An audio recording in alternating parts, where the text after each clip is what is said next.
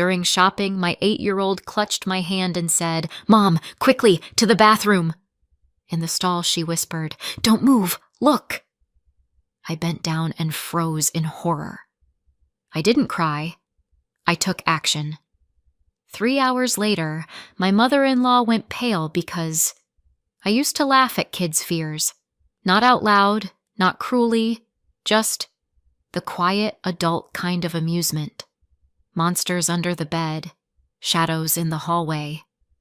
"Someone's watching me." "Sure, honey." Then one Sunday, I was crouched on a sticky bathroom floor in a mall outside Columbus, Ohio, holding my 8-year-old's hand while polished black shoes stopped in front of our stall, and a man's voice, low and calm, said into his phone, "Yeah, mother and daughter. The girl's about 8. They've got shopping bags. Blue dress." Blue dress. My daughter had picked it out 10 minutes earlier. It was in our bag. That's when the cute childhood fears category died. Abby's grip on my fingers was so tight it hurt.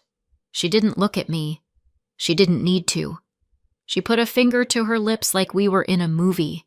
Except in movies, the bathroom floor isn't tacky, and your heart doesn't try to climb out through your throat. "Don't move," she whispered. So I didn't.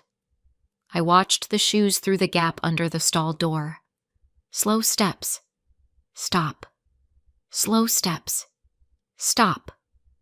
Like he was checking each stall, one by one. Like he had time. The shoes paused right in front of ours. Abby's breath disappeared. Mine too. Then the shoes moved on again, and the voice continued like he was giving a weather report. "They should have come this way. If they didn't leave already, yeah. I'll keep looking." My brain tried to catch up. Man in a women's restroom, looking for us, describing our shopping bags. This wasn't a misunderstanding. This was a hunt. I pulled my phone out with shaking hands and hit record because if there's one thing working in healthcare teaches you, it's this. If it isn't documented, it didn't happen. The shoes circled once more, then stopped. A stall door creaked. Another creaked. Abby's eyes went huge. That's when I did the only thing I could do without giving us away. I called 911. Not a dramatic call. No screaming. Just woman's restroom, man inside. Following us. 8-year-old with me. Please. The response came fast. "Stay where you are. Officers are on the way. Notify mall security if you can safely." Mall security. Bless the American tradition of outsourcing panic to a guy in a polo shirt. But at least it was something. When the shoes drifted toward the sinks, I grabbed Abby and we slipped out like smoke, fast, quiet, bags clutched tight. We ran straight to the security office like our lives had a loyalty card. The guard looked skeptical. Of course he did. 2 women bursting in with shopping bags and wild eyes isn't credible. It's Black Friday energy. "What's going on?" he asked, already bracing for a complaint about a coupon. Abby, trembling, described the man perfectly. The shoes, the suit, the camera strap. And then I played the audio. His face changed in real time. "That's not normal," he said. "No kidding." He pulled up the cameras. We watched the footage like it was a horror film with a budget. And there he was, mid-40s, dark suit, neat hair, holding a small camera like it was an accessory, not a weapon. He walked with the confidence of someone who believed rules were for other people. Security tracked him through the building. 30 minutes later, they found him. He didn't run. He didn't even look surprised. When the guard questioned him, the man calmly flashed a plastic card. "I'm Brian Douglas Hartman," he said. "Licensed private investigator. I'm conducting an investigation." "What investigation?" the guard asked. "I can't disclose that," Hartman replied smoothly. Confidentiality. And then he said something that should have been funny, except it wasn't. But I'm not doing anything illegal.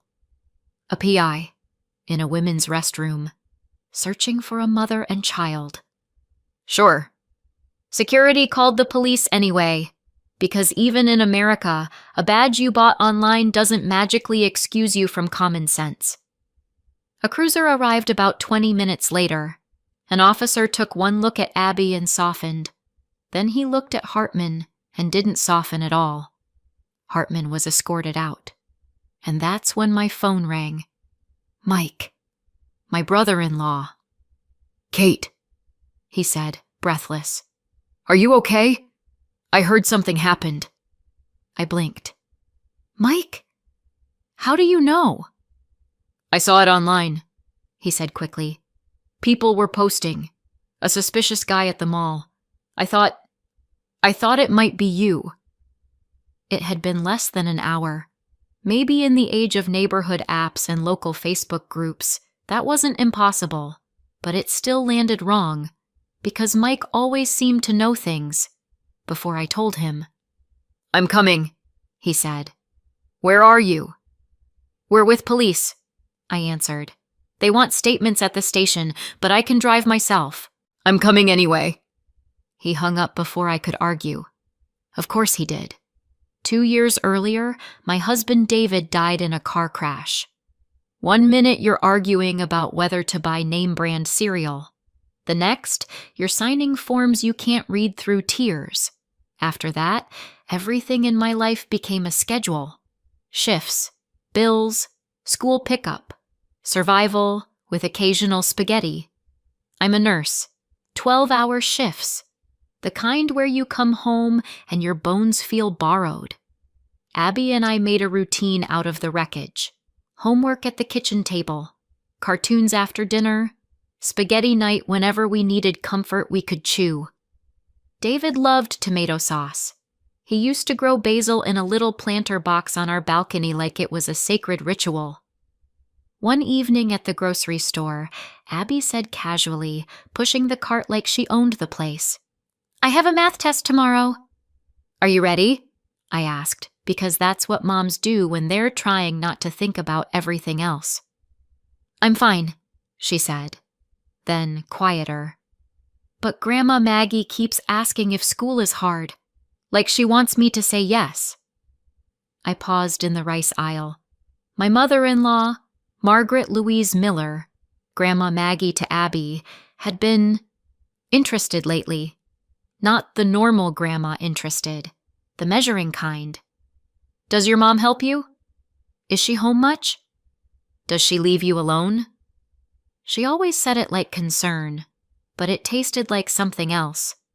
When we got home, Abby helped me with dinner, peeling tomatoes while I tried not to drown in memories. Dad would like this, she said softly. I swallowed. Yeah, he would. Let's buy basil next time, she added. The kind Dad grew. I nodded, because saying no to that would have felt like erasing him. We were finally sitting down to eat when the doorbell rang. It was around 8, late enough that you don't expect company unless it's trouble. I opened the door and found Mike standing there with a small bouquet of flowers, like this was normal. Hey, he said gently. I just wanted to check on you too. Mike was David's younger brother, recently divorced, still carrying that lonely look like a coat he couldn't take off. Abby squealed because she loved people before she learned they could be complicated. Mike lifted her into his arms and handed her a little box. Inside was a plush character from her favorite cartoon. She lit up. I didn't. Because we hadn't told Mike her favorite character.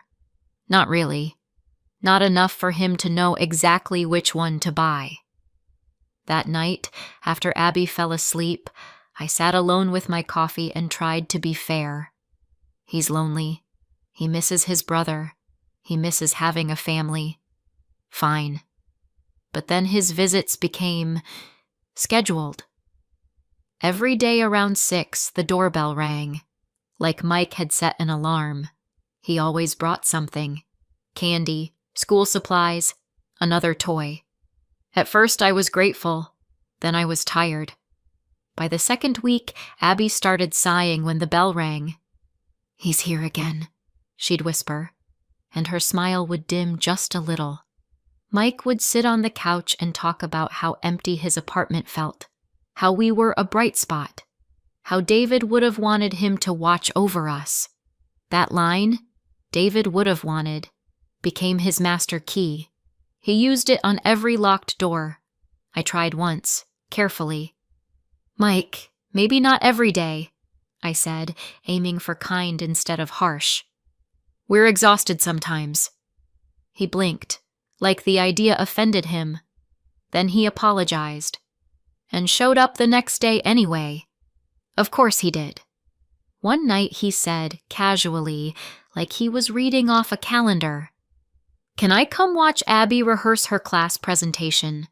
Next Thursday. 2:00, right?" My skin went cold. "How do you know the day and time?" I asked. "Abby told me," he said, smiling. I looked at Abby. She looked confused. "I didn't," she said slowly. Mike laughed awkwardly. "Oh, maybe I heard it another way." "Another way." "Sure." He showed up at school anyway, sat in the auditorium among the parents like he belonged there, like he was filling David's seat. After Abby presented, Mike handed her a tiny bouquet. She said thank you, politely. In the car, on the way home, Abby stared out the window and whispered, "Mom, I get tired when Uncle Mike comes." "Why, honey?" She hesitated. "It feels like he's watching me, like he knows everything I love. But I don't remember telling him." Kids don't have a filter. They also don't have a reason to lie about that. So I started watching Mike. The way his eyes moved around our living room, the way he picked up framed photos and held them a second too long, the way he looked at Abby's schoolwork like it was evidence. One afternoon, he mentioned something that hadn't even been discussed in our house yet.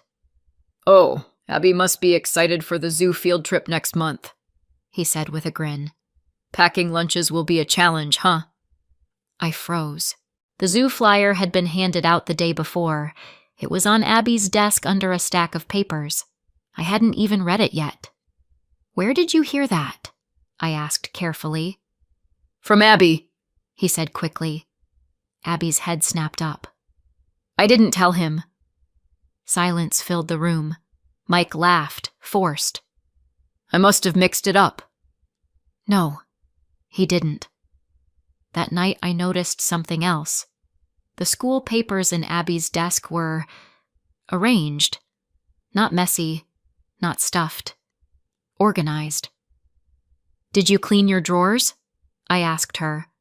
She shook her head. "No." The next day, I watched from the second-floor window as Mike left.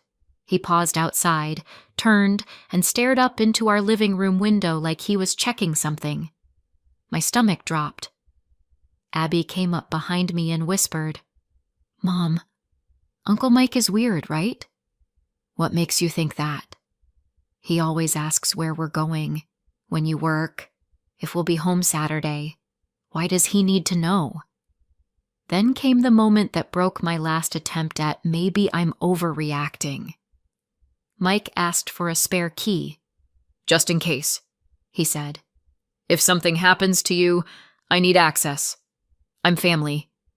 "No," I said immediately. He frowned. "Your neighbor isn't family." "Valerie has helped us for years," I snapped, "and she doesn't demand keys." Mike's voice sharpened. "David would want me to take care of this."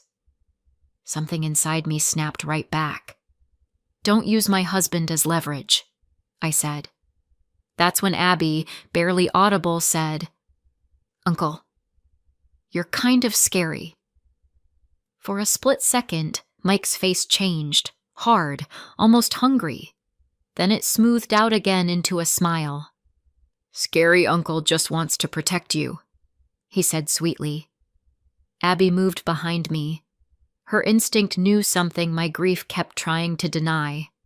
The mall trip was supposed to be a break. New clothes, because Abby was growing like she had a secret contract with time. Milkshakes, a normal Sunday. She found the blue dress and spun in the fitting room like the world was safe again. We walked through the stores, bags getting heavier. We sat at the food court with milkshakes and fries, and Abby sighed happily. "This is fun," she said. "When Uncle Mike isn't around, we can relax." That one hurt, because she was 8, and she shouldn't have needed relaxing as a concept tied to an adult relative. Then she said something that turned my stomach. "Uncle Mike came by when you weren't home," she said quietly. "What?" "Last Wednesday. He was outside our building when I got home from school. He asked if you were back yet. I told him I was going to Ms. Valerie's after. He said, okay. Then he left." Wednesday was my late shift. I didn't get home until after 9. Mike shouldn't have known Abby would be alone at pickup, or that she'd be going to Valerie's. I felt cold all over. We threw away our empty cups and headed for the exit. That's when Abby stopped walking. "Mom," she whispered. Her face went white. "That man." I followed her gaze. A man at the food court. Dark suit. Black shoes. "Abby," I started. "Bathroom," she said urgently. "Now!" The panic in her voice wasn't normal. It wasn't dramatic. It was survival. So we moved. Fast. She pulled me into the women's restroom and stopped again at the door like she couldn't breathe. "Come with me," she begged. "It's okay." I tried. "No. Together." So we went into one stall. Together. 2 bodies, 1 cramped space. My shopping bags pressed against my knees, her hand shaking in mine. Then the shoes came, and the voice came, and the blue dress became proof we were being tracked. You already know what happened next, because that's where this story started. But here's what happened after. We got out, we ran, we showed security, we found Hartman, and then we went to the police station. At the station, the fluorescent lights made everything look worse. Even my own hands. Abby sat beside me, quiet, holding my sleeve like it was the only stable thing in the room. Hartman sat across the hallway, still calm, still polished. Like this was an appointment, not a crime. Mike showed up before we were even done giving our statement. His face was pale. He rushed to Abby first, crouching to her level. "Are you okay?" he asked. Abby nodded, but she didn't move toward him. That was new. A detective interviewed Hartman. At first, Hartman didn't want to talk. Then the detective explained, calmly, what entering a women's restroom to pursue a child looks like in court. Hartman's confidence cracked. Finally, he said it. "I was hired," he admitted. "Hired by who?" the detective asked. "A woman named Margaret Louise Miller." My ears rang. My mother-in-law. My hands went numb. "Why would she hire you?" the detective continued. Hartman swallowed. "To document Catherine Miller's daily life," he said. "To assess parenting, whether the child is being neglected because the mother works too much." I stood up so fast my chair scraped the floor. "What does that even mean?" I snapped. Hartman looked down. "She believed the mother was unfit. She wanted evidence for a custody petition." Custody. For my daughter. From me. Because I work. Because I'm tired. Because my husband died and I didn't fall apart politely enough. Mike stared like he'd been punched. "No," he said. "No, my mom wouldn't." The detective's eyes went sharp. "Mr. Miller," he said, "you've been at Ms. Miller's home often. You've asked about schedules, school events, plans." Mike opened his mouth, closed it, opened it again. "I was worried," he said finally, "about my sister-in-law and my niece." "Worried about what?" the detective asked. Mike froze, and then Abby spoke. Soft. Clear. "I saw that man at Grandma Maggie's house," Abby said. The room went still. The detective turned gently. "When, Abby?" "2 weeks ago," she said. "When I visited. He was talking to her." Hartman flinched. Because children don't lie when they're not trying to protect anyone. The detective asked Hartman how many times he'd met Margaret. 3, Hartman admitted. "Initial instructions, then an update, then more instructions." "What additional instructions?" the detective asked. "More photos," Hartman said. "Try to record conversations.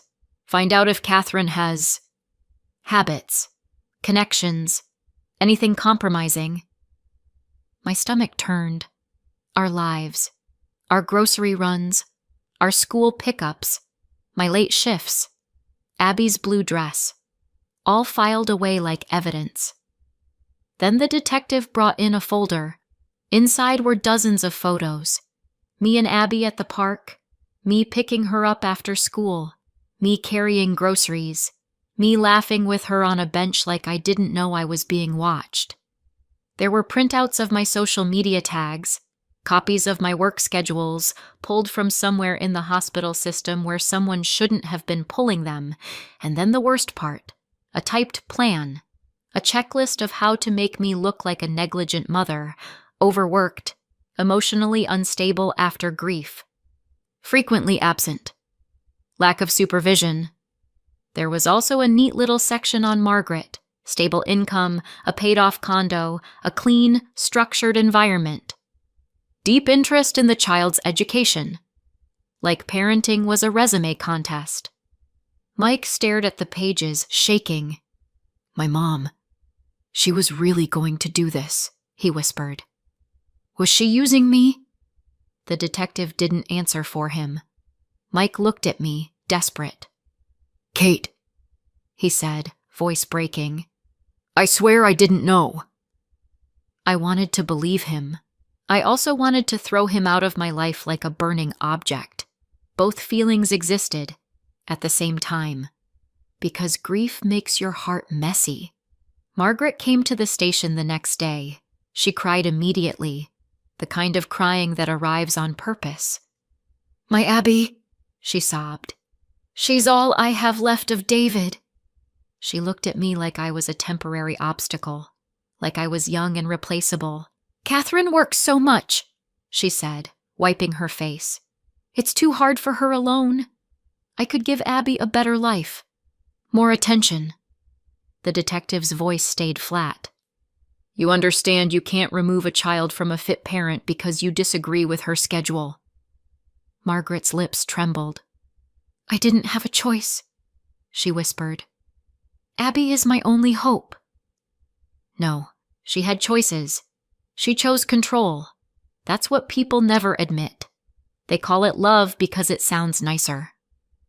The fallout moved fast after that. A judge signed a temporary protective order. Margaret wasn't allowed to contact Abby directly. Any visitation had to be supervised. No pop-ins. No, just checking. No surprise appearances at school. CPS came by once, because of course they did. A caseworker looked at my kitchen, Abby's room, her clean backpack, her homework folder, and my hospital ID badge still clipped to my lanyard like a scar. She asked Abby if she felt safe. Abby said yes. Then she asked if anyone made her feel unsafe. Abby said quietly, "Grandma Maggie." That was enough. Margaret left town soon after, went to stay with her sister in another state, to recover. Because even villains need rest, apparently. Hartman faced charges, And suddenly, his confidential investigation didn't sound so official anymore. A week later, Mike came to our door. This time he didn't show up like he owned the place. He rang once, then waited.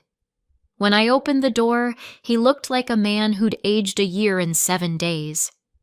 "Kate," he said quietly, "can we talk?" We sat in the living room. Abby did homework in her room, the way kids do when they're listening anyway. Mike stared at his hands. "I didn't know," he said again. "I swear, I thought my mom was just worried.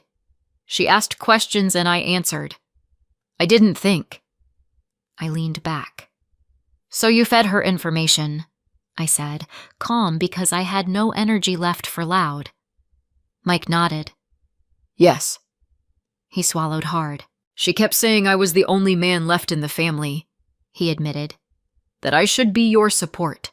That David would have wanted it." I flinched at David's name again, like it still had teeth. Mike hesitated, then added, barely audible, "And that wasn't all." I waited. He looked up, eyes red. "I always liked you." The words landed heavy. "Even when David was alive," he said quickly, like confessing faster would make it less awful. "I never acted on it. Never would have. But after he died, I cared. Too much. And my mom, she used that. She knew I'd show up. She knew I'd try to help." He laughed once, bitter. "I was stupid." Abby appeared in the doorway then, like she'd been summoned. "Are you talking?" she asked. Mike dropped to his knees in front of her. "I'm sorry," he said, voice breaking. "I'm sorry you were scared because of me." Abby studied him for a long moment. Then she said, serious and simple, "You're not bad. Grandma Maggie tricked you." Mike's face crumpled. "That doesn't excuse me," he whispered. Abby walked over and took his hand. "But if you weren't around," she said softly, "maybe it would have been worse, because then we wouldn't have noticed something was wrong." I turned away so they wouldn't see my eyes, because sometimes an 8-year-old says something wise enough to break you. Mike didn't become family again overnight. He earned his way back like someone rebuilding a house after a fire. Slow, careful, no sudden movements. He stopped asking where we were going. He stopped trying to check things. He just showed up when asked, fixing a leaky faucet, picking Abby up from school if I got held late at the hospital, helping me drive out to the old lake cabin David loved so I could keep the little garden patch alive, because it felt wrong to let it die too. He told Abby stories about David as a kid, not to replace him, to keep him real. Abby listened like those stories were oxygen. Some nights, Mike and I sat at the kitchen table with tea and silence. Not romantic. Not yet. Just human. I started seeing him as a person, not just a role. Not my husband's brother. Not Margaret's son. Just Mike. And that made all the difference. 1 year later, spring came with lilacs and the kind of soft air that feels like permission to breathe again. Mike and I got married quietly. No spectacle, no performance. Abby wore a white dress and scattered flower petals down the aisle, beaming like she was carrying sunlight. After the ceremony, she hugged me tight. "Mom," she asked, voice small, "are you happy?" I kissed the top of her head. "I am," I said, "because of you." She looked up at the sky. "Do you think Dad can see us?" My throat tightened. It still did, even after time. "Yes," I said. "I think he can. And I think he'd want us safe." Mike lifted Abby into his arms. "I'm not here to erase your dad," he told her gently. "We'll remember him. Always." Abby wrapped her arms around his neck. "I love Dad Mike," she declared, then added, just as firm, "and I love Dad David." And somehow, that made room in my chest for peace. Somewhere else, another city, another window, Margaret probably still stared out and called it heartbreak. Maybe it was. But heartbreak doesn't give you permission to hunt a child. We didn't cut her off entirely. Months later, after court reviews, contact was limited to supervised calls, brief, structured, and on our terms. She could call Abby, supervised, brief, structured. Boundaries she hated, until she finally learned them. And me? I learned something too. Love that demands control isn't love. It's ownership. So tell me, have you ever had someone claim they were just worried while tightening their grip around your life? How do you tell the difference between care and control? Let me know in the comments. Thanks for watching. If this story hooked you, hit like, subscribe, and turn on notifications so you don't miss the next one. See you in the next video.